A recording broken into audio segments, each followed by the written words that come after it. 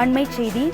பொது விநியோக திட்டத்தின் கீழ் மசூர் பருப்பை விநியோகிப்பது குறித்து 8 வாரத்தில் முடிவெடுக்க வேண்டும் எனவும் தமிழக கூட்டுறவு, உணவு மற்றும் நுகர்வோர் பாதுகாப்பு துறைக்கு சென்னை உயர்நீதிமன்றம் உத்தரவு பிறப்பித்துள்ளது.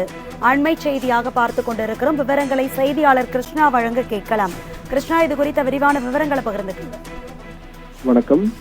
வெளிநாடுகளில் இருந்து மசூர் பருப்பு இறக்குமதி செய்யும் நிறுவனமான சென்னையைச் சேர்ந்த ஸ்ரீ சாய்ராம் என்டெக் என்ற நிறுவனத்தின் சார்பில் தாக்கல் செய்யப்பட்டுள்ள மனுவில் துவரம் பருப்புக்கு பதில் அதே சத்துக்களை கொண்ட விலை குறைவான மசூர் பருப்பை பொது விநியோக திட்டத்தின் கீழ் வழங்க தமிழக அரசு அனுமதி அளித்தது என்றும், பின்னர் மசூர் பருப்பை போல தோற்றமளிக்கும் கலையான கேசரி பருப்பும் புழக்கத்தில் உள்ளதாக கூறி மசூர் பருப்பு அளித்த அனுமதியை திரும்ப பெற்று கடந்த 2007ஆம் ஆண்டு தமிழக அரசு உத்தரவிட்டதாக அதில் தெரிவிக்கப்பட்டிருக்கிறது.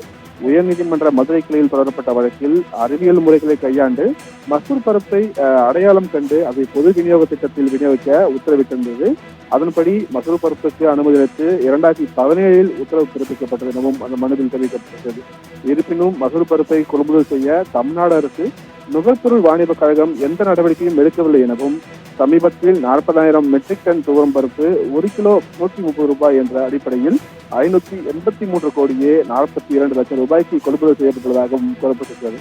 அதே இடையில் கிலோ 85 ரூபாய்க்கு விற்கப்படும் மசூர் பருப்பு கொள்முதல் செய்ய 382 கோடியே 50 லட்சம் ரூபாய் மட்டுமே செலவாகும் என்பதால் துவரம் பருப்புடன் சேர்ந்து மசூர் பருப்பையும் கொள்முதல் செய்யக்கூடிய விண்ணப்பத்தை பரிசீலிக்கும்படி அரசுக்கு உத்தரவிட வேண்டும் எனவும் அந்த மனுவில் தெரிவிக்கப்பட்டிருக்கிறது.